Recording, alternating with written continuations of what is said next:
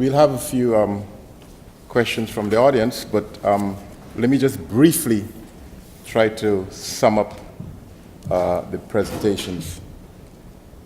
The first presentation was by Malabar, who looked at health disparities by ethnicity. It was quite revealing, and it was really great to see this young man doing such important work in the health field. He ended by making a point about the importance of education, health education, and that's very important. Thank you. It was really great to see how all of the presenters drew from Dr. Robbins' opening presentation. And now the floor is open for questions and discussion. Thank you.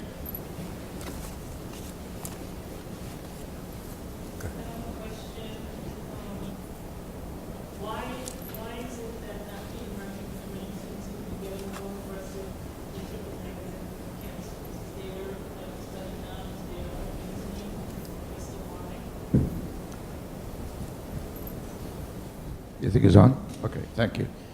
Well, I think that there is this is a body of work that is being advanced at this moment. I think there is evidence that that there is prevalence of these triple negative tumors among black women is a fact. Has been, but the reason for that, I don't think they're clear yet.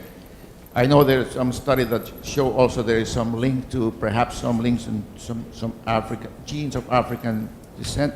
And I don't know if there's anybody else in the room that may have something to add on this. But I would say that I think this is still an area of inquiry. Your two cases is so swallow. What do you see doing that will change the fate of the black people in terms of improving our access to healing? Because this is a daily problem that we see at home. And secondly, how do you know it isn't that she actually likes the fact that she's not getting the attention as well? It's not really a matter of increasing capacity. Now she has an excuse to say that she tried, but she couldn't get any help. How do you know which one is affecting most? The fact that she's denying this and praying. Some of them have big problems, they go pray. God is sending those not getting access. Yeah, that's a very good question. So one of the most important things that you can do that is proven effective by lots of clinical research is early education for children. I believe there was a study done a few years ago, and they taught about this breast cancer for different ethnicities, for black women especially, how important it is because they have such because they're triple negative, how important it is to get early screenings. And they found that children who were educated about this were found to have better patient outcomes because they would get the cancer diagnosed earlier in life, and the chemotherapy treatment would get the cancer into remission relatively quickly. And the comment you made about so definitely education is the most important thing that you can do, one of the most important at least, to help black women get cancer diagnosed, get cancer diagnosed very quickly. And your comment about the praying, that's also solved by education, because when people seek healing through prayer, a lot of it is because they're just not educated about what the problems of what breast cancer really is and how they can end it. So it's almost a way that they can seek help, because they feel that their problem, they're so deep into this problem and there's no way out, that only God can help them. But in reality, our medicine is able to help them. So education is, inclusion education is one of the most important things. I'm not sure I understand this education. We have never been in a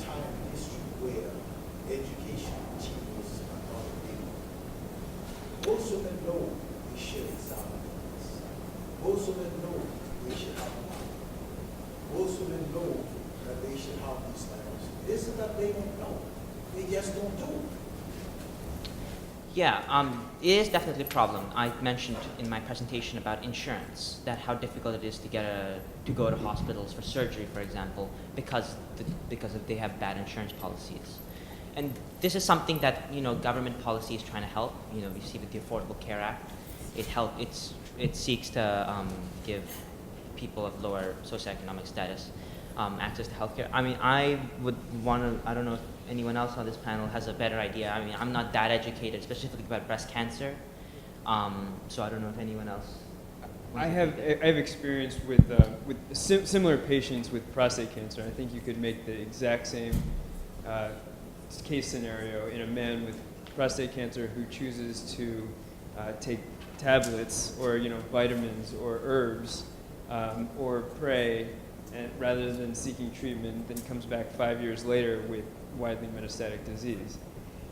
It's frustrating, beyond frustrating, as a physician, to have this discussion with an educated patient who knows the risks and the benefits of both sides of the coin. However, I don't know, at some point, it has to be, it's on the patient to a certain extent. The doctor has to do the best they can to educate. I completely agree. But also, there are certain cultural barriers that we don't take into account often in the medical institution. When you go down to countries and NGOs in particular try and go in and enforce their beliefs and institute policies and such, they don't often take into account the cultural nuances in specific areas. So I think one thing that we have to do is be not only provide education, but also cultural awareness and somehow integrate the two together. And at the end of the day, the patient has to make a decision. And just piggybacking on that, I know with the black community, if you approach the church and the folks that are in the church, they often can explain certain things to their parishioners that may resonate more than coming from a doctor. I know the church that I go to, again, the reverend in this particular church often talks about the need to take good care of your health. They have a number of health fairs, and they put it in a perspective and in words that the populace can understand. For example, God gave those guys the intelligence to help make you better, and that resonates with them, and it seems to work. I would take a larger view of the problem and not focus on just education on a specific problem in particular. But looking at the long term, I think we need to improve the education of our communities broadly, achieving academic achievement, better education. There is nothing that impacts health, total health, than education. So the more that we promote better education system, better performance in the schools, better enrollment, better academic achievement, looking upstream, that's how we're going to find the best impact on our health outcomes. The other point that I'd like to make is that for poor community, members of poor community to access health care in a healthcare system that is very dysfunctional, that is fragmented, there's significant challenges in navigating the health system. The concept, you're using community health workers and patient navigations to help people work through that maze that I showed to that path, help increase outcomes.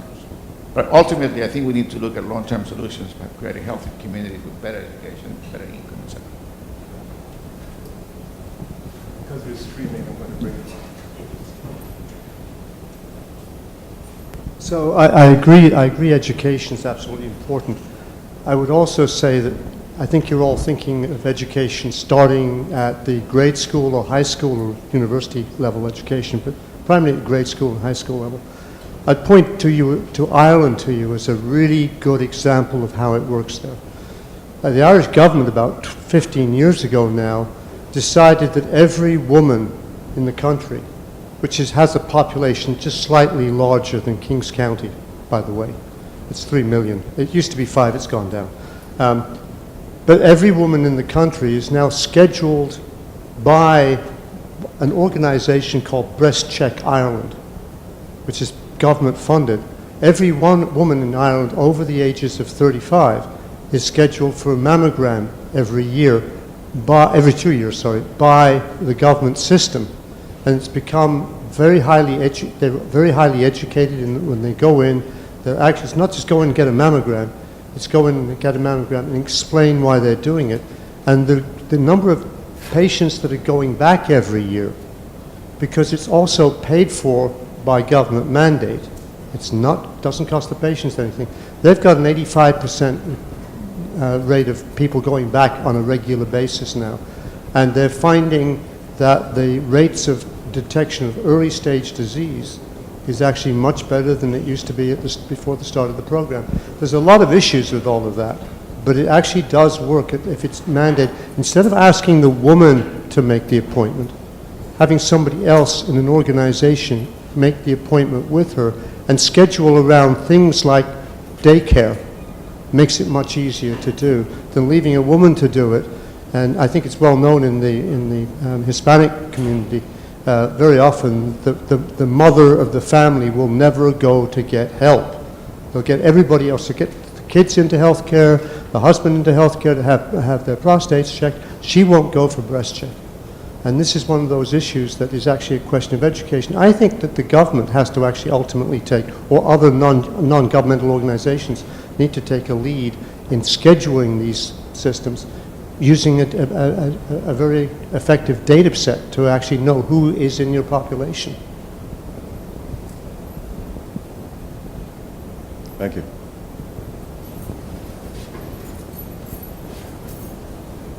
I'm not sure that you discussed it while I was out of the room, but I think that a major part of this is integrating the policy end.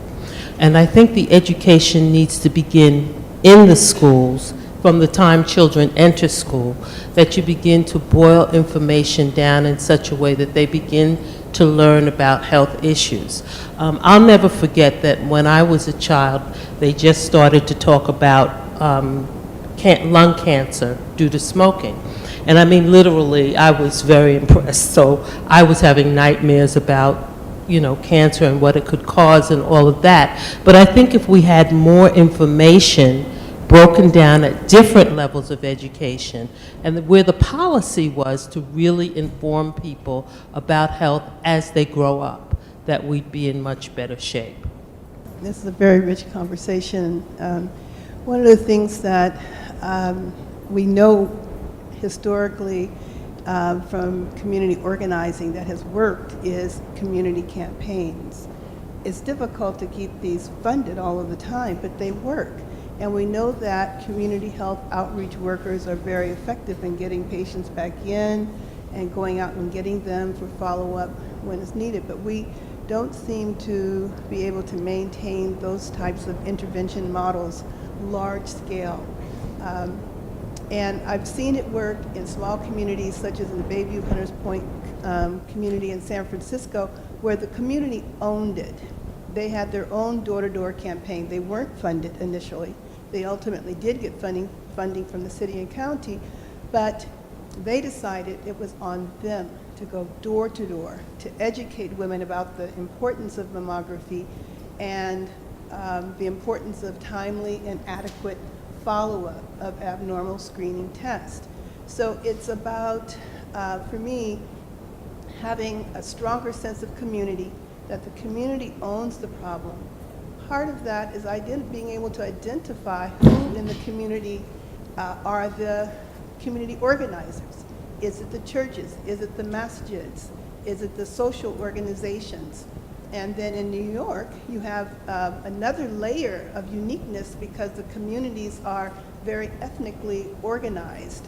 So organizing around those ethnicities and being able to speak directly to the fears and the cultural barriers and the perceptions of disease risk that create those unique barriers within those unique communities. I would add one more layer to it, is distrust of the medical institution. And I think that is something that's much more prevalent than we seem to acknowledge. But I have a number of patients who just generally come in with the disposition that what we're trying to do is move forward our own agenda rather than looking out for their best interest. And so that's another layer that we have to sort of work through initially to try and get to the root problem. Thank you. Any other questions?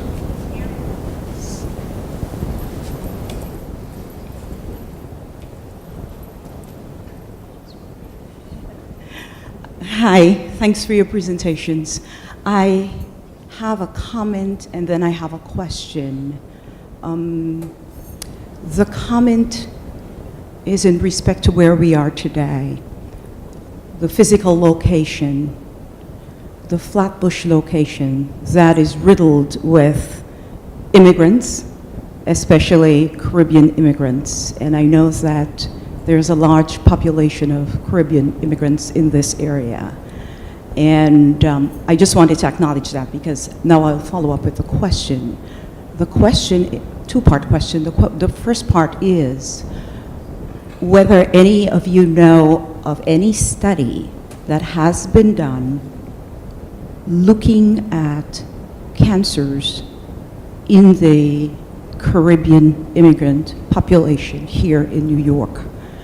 That's one.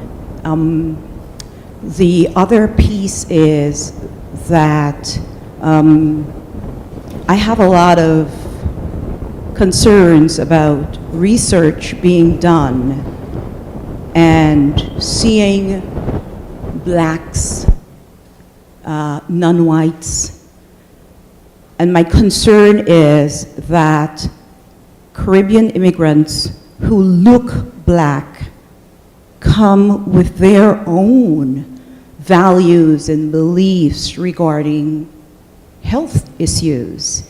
And my concern is that the Caribbean immigrants who look black and are seeking medical assistance from institutions tend to be lumped with African Americans, and they are called African Americans in these studies. And when we talk about community health, the specific issues that are relative to that population, those issues are lost. I think there needs to be some concentration on not just the ethnicity of the patient, but also on the national origin of the patient. I know I've said a mouthful, but I hope you understand what I just said. Thank you. I think that is an absolutely astute observation that you just made, and one that I'm particularly interested in. I have linked up with one of my colleagues who's a urologist at Vanderbilt Medical Institution in Nashville, Tennessee, and he works at the county facility in Nashville. And the question that we're going to be asking, and I was actually going to pose the question to the audience because is something that has been on my mind as of late. Nobody has ever looked at the difference between Afro-Caribbean men, prostate cancer in particular, or cancers in general, and African-American men of African descent. And so what we're going to try and do is we're going to compare our populations here in the East Brooklyn, Flatbush area versus in the South, which is a very, very different demographic. And I think, hopefully we'll find some maybe we'll find nothing. Maybe we'll find that the two are identical. But I think that your question is so interesting and one that really needs to be explored further and one that we're going to be trying to look at a little bit more here. If anybody has any other ideas on how to design projects with that in mind, one thing that I've already started to encounter, one problem, is trying to parse out that information in databases. So for instance, he mentioned the SEER database earlier. That's a Medicaid-sponsored database. It's very difficult to discern they lump African Americans all into one genre, basically. And so it's hard to parse out specific details as to where they descend from. So it's African American, non-Hispanic white, Hispanics, and Asians. And there's not too much granularity in terms of where they're from or any other information. So I'd like to speak to anybody who has some recommendations or advice, because that's something that's extremely important. I think needs to be looked at. We are actually conducting a study at Albany, at the SUNY Albany Cancer Research Center, linked with the DOH, New York State Cancer Registry, which is trying to look at the influence of not just race and ethnicity, but as she interestingly mentioned, the nativity components. So we are first looking at it just at the point of data and like epidemiologic data, but the aim is to go further and do the analysis at a molecular level to see if what we see in terms of data have an origin in the genes, because we know like if somebody was born in Africa, they might be something that has had an influence on his genes straight back when he was born there, compared to somebody who was born here in the United States. There are those changes that affect your genes back when you were born, and that does, it affects your health outcome on the long run. So we are actually doing that study just at the epidemiologic level, but we are keen on developing partnerships with your service, because you have a huge Black community, and as she mentioned, your patients have a very diverse origins. So we might be interested in developing that type of partnership to go further of the epidemiologic data, but go further to study the genes to know exactly, don't we have the answer in the genes? If we do the analysis at the level of the genes, maybe that's where we have the answer to our question. So we will definitely be interested in developing that partnership, definitely. One, just very briefly, because we're running out of time.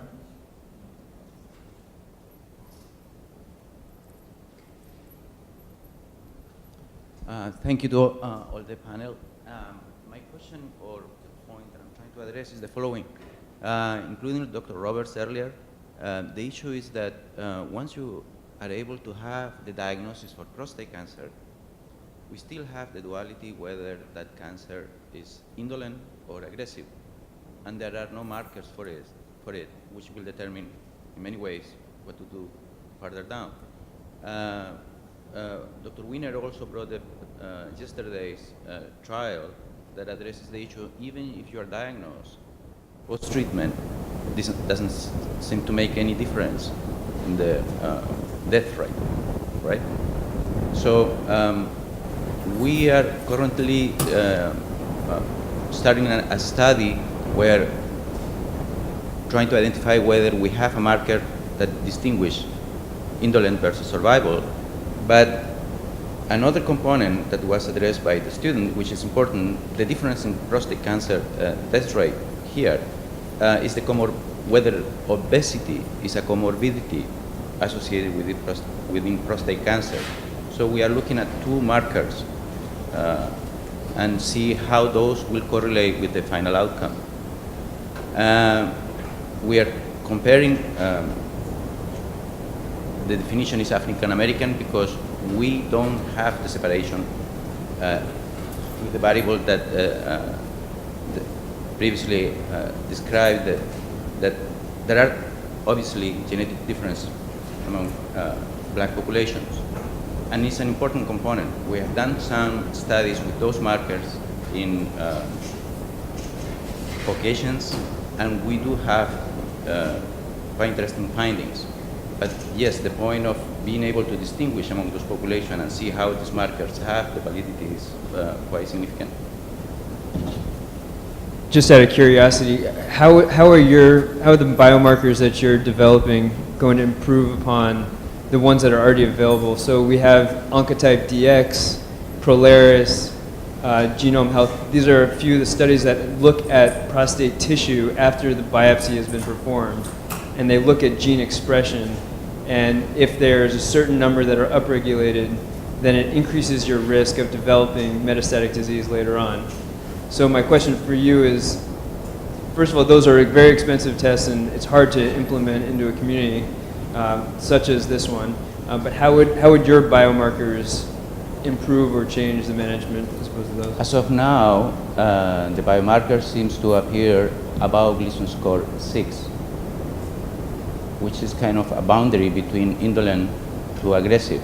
But we need to increase the number and also do the same analysis in black populations to see if that is consistent with what we have seen so far in other groups.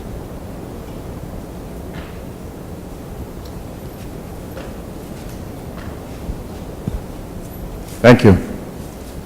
Okay, so that's the end of this panel. Would you join me in giving a round of applause?